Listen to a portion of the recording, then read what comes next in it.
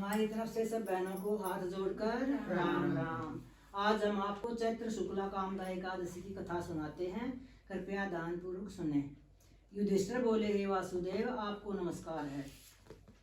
जय हो एकादशी मैया की जय। आप मुझसे कहिए कि चैत्र शुक्ल पक्ष में एकादशी का क्या नाम है। श्री कृष्ण बोले, हे राजन, पापों का नाश करने वाली और पुण्य को बढ़ाने वाली चैत्र मास के शुक्ल पक्ष में कामदा नाम की एकादशी होती है। इसकी कथा को सुनो। प्राचीन समय में स्वर्ण और रत्नों से सुशोभित रत्नपुर नाम के नगर में मंदोमंत, पुंडरीक आदि नाग निवास करते थे। गंधर्व, किन्नर और अप्सरा राजा पुंडरीक का सेवन करते थे। वहाँ ललिता नाम की सुंदर अप्सरा और ललित नाम का गंधर्व रहता था। वे दोनों स्त्री पुरुष प्रेम से युक्त और धन धान्य से भरे हुए अपने घर में सदा क्रीड़ा करते थे। ललिता के हृदय में सदा पति बसता था, पति के हृदय में सदा ललिता स्त्री निवास करती थी। एक समय सभा में पुंडरीक आदि गंधर्व क्रीड़ा कर रहे थे और स्त्री रहित ललित गंधर्व गान कर रहा था। वह ललिता की याद करता हुआ बेसुरा गाने लगा। उसके पद ठीक ताल पर विश्राम नहीं लेते थे। करकोट नाग इस भेद को जान गया। उसने पुंडरीक नाग से जाकर सब वृत्तांत कह दिया। क्रोध से पुंडरीक की आंखें लाल हो गई। उसने कामातुर हुए ललित का श्राप दे दिया, हे दुर्बुद्धे, तू मनुष्य को खाने वाला राक्षस हो जा, क्योंकि तू मेरे सामने गान करता हुआ स्त्री के वश में हो गया। उसके वचन से वह राक्षस रूप हो गया। उसके भयंकर मुख और बुरे नेत्रों को देखने से डर लगता था। ललिता अपने पति की भयंकर आकृति को देखकर दुखी होकर चिंता करने लगी कि मेरा पति श्राप से पीड़ित है, मैं क्या करूं, कहाँ जाऊं। इस चिंता से उसको शांति नहीं मिलती थी। वह दोनों कठिन वन में घूमने लगे। वह राक्षस निर्दयी, पापी, कुरूप और मनुष्य को खाने वाला हो गया। ललिता उसकी यह दशा देखकर बहुत दुखी हुई और रोती उसके साथ गंभीर वन में घूमने लगी। एक समय ललिता ने विंध्याचल के शिखर पर श्रृंगी ऋषि का परम पवित्र आश्रम देखा।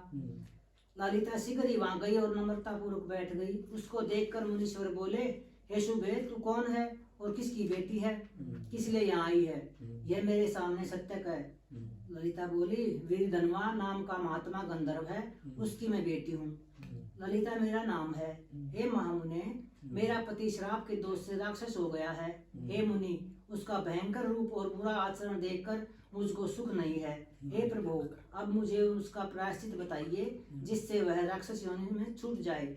ऋषि बोले, हे रंभोरु, चैत्र मास के शुक्ल पक्ष की कामदा नाम की एकादशी है। इसका व्रत करने से मनुष्यों की इच्छा पूरी होती है। मेरे कहने से विधि पूर्वक उसका व्रत करो। इस व्रत का पुण्य अपने पति के लिए दे दो, इसलिए उसका श्राप क्षण भर में दूर हो जाएगा। हे राजन, मुनि का वचन सुनकर ललिता प्रसन्न हुई। एकादशी का व्रत करके द्वादशी के दिन ब्राह्मण के समीप वासुदेव भगवान के सम्मुख बैठकर ललिता अपने पति के उद्धार के लिए बोली, मैंने जो कामदा एकादशी का व्रत किया है उसके पुण्य प्रभाव से इसकी पिशाच योनि दूर हो जाए। उस समय ललिता राक्षस योनि में वही बैठा था। ललिता के इस वाक्य से उसी समय उसके पाप दूर हो गए। वह दिव्य देहधारी गंधर्व हो गया और उसकी राक्षस योनि दूर हो गई। हे नृपश्रेष्ठ, यह जानकर इसका व्रत अच्छी तरह से करना चाहिए।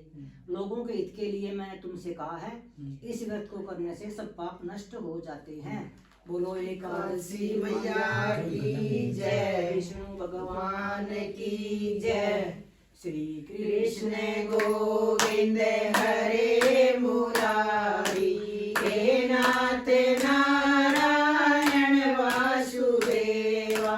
श्री कृष्ण गोविंद हरे मुरारी, हे नाथ नारायण वासुदेवा। हे नाथ नारायण वासुदेवा, हे नाथ नारायण वासुदेवा। बोलो वासुदेव भगवान की जय, यश मैया की जय। गोविंद गोपाल